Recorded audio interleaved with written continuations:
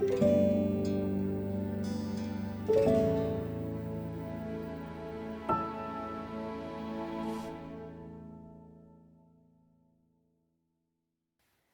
graça e a paz, meus irmãos. É com muita alegria que estou hoje aqui compartilhando com vocês mais um EBD em casa. Estou com muita saudade de todos vocês.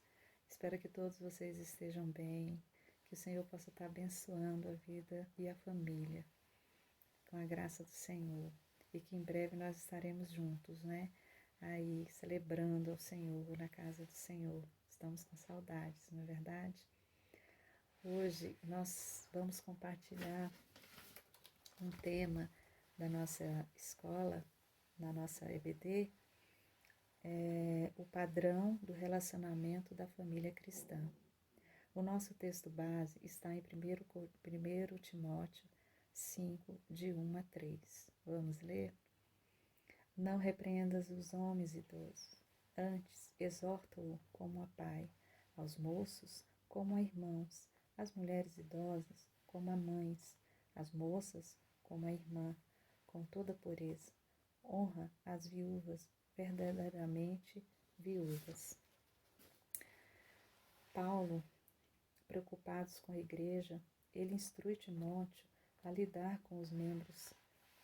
Ele sabe que não é fácil conviver, né, com pessoas que têm opiniões diferentes, que têm ideias diferentes, que têm comportamentos diferentes e principalmente gerações diferentes. Então, o relacionamento na família cristã são profundos e íntimos, como os relacionamentos que formam as famílias, não é verdade? Se lembramos disso, todos sentirão acolhidos e pertencentes ao corpo, né? A grande família cristã, na igreja. Somos irmãos, não é verdade? Porque nós somos filhos do único Deus, do Deus Todo-Poderoso, nosso Pai Celestial.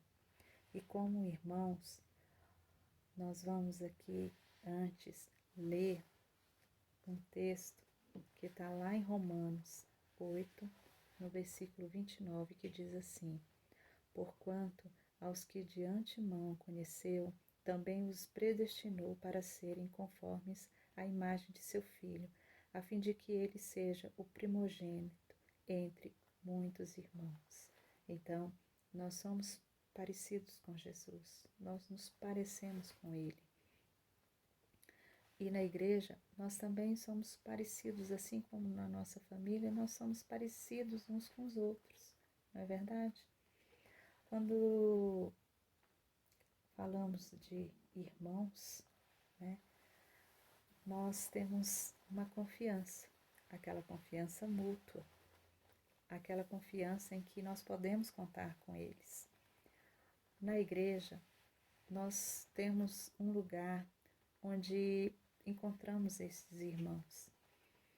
E cada um de nós temos aquele irmão, né, que a gente conta os nossos problemas, as nossas dificuldades, a gente compartilha, não é? E nós fazemos isso porque nós sabemos que a gente pode contar com as orações, com o apoio, porque eles são verdadeiros suportes nas nossas vidas. São irmãos que têm o temor de Deus, que têm o conhecimento da palavra, então que comungam com a mesma fé que a nossa e têm o mesmo Deus. Então eles estão ali como canal, né, de bênção para nós. Então, assim como nós procuramos esses irmãos, nós recebemos de Deus, né, o auxílio por intermédio deles, né?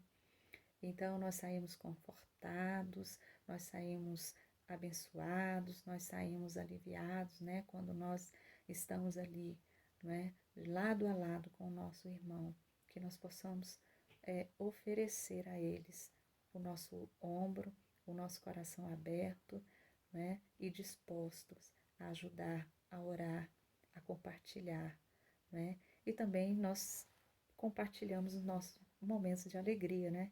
E eles também vibram também da mesma forma, porque os nossos irmãos verdadeiros, verdadeiros irmãos em Cristo, eles se alegram conosco, eles choram conosco, né? Porque eles são, é, eles são assim, eles são unidos, né, conosco no amor de Deus. Então isso faz muita diferença, não é verdade? Assim como nós temos os nossos irmãos na igreja, nós temos também a figura do pai dentro da igreja. Paulo, quando ele fala assim para Timóteo, né, para ele olhar o idoso como um pai na hora de exortar, exorta-o como a pai. Então nós temos os pais, né, os nossos irmãos idosos que têm esse, né, essa representação de pai na nossa vida. Então, sempre que nós precisamos também ele para um conselho, um aconselhamento, porque eles têm a experiência de vida, né? Eles têm aquela experiência e eles têm aquele amor de pai mesmo, aquele amor para conosco, né? Então, procuramos nele encontrar, né? É, toda essa segurança, todo esse suporte também que o nosso Pai Celestial nos dá e eles são canal também para nós como pai. Então que os filhos, né, da nossa igreja que são os mais moços, né, as filhas também, que tem as mulheres mais idosas, que elas são como mães, né, que vocês possam também procurá-los, que vocês possam se apoiar, não é? Quando precisar de um aconselhamento, de uma palavra, né? De até mesmo de uma exortação, né? Para o nosso crescimento. Então, que nós possamos estar aí também compartilhando, amando esses pais, né? Da nossa igreja. Os filhos, eles também têm muito o que oferecer. Eles são os moços, as moças, né? Os mais jovens. E na igreja eles fazem também uma grande diferença também, não é?